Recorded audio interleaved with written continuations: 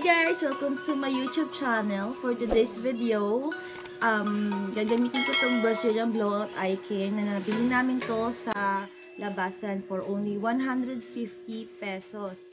So, kasi dahil sobrang dami siya ng hair ko, gusto ko naman siyang i-treatment. So, nakita ko yung mga reviews, maganda naman daw, kaya itatry natin ngayon to. Okay guys!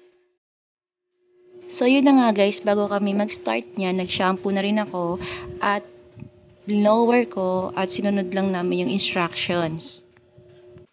At syempre, humingi na rin ako ng tulong sa aking hipag para siya nang maglalagay niyan sa hair ko.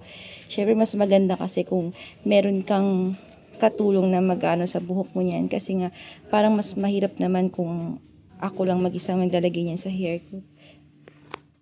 Pero kung kaya mo naman ilagay sa hair mo, go ka dyan.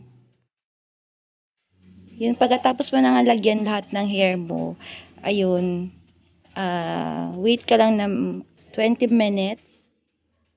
Tapos, mamaya, i-blow dry na yan at ipa-plancha na rin natin. Pero yun na nga guys, alam mo, ingat din kasi medyo mahapdi siya sa mata.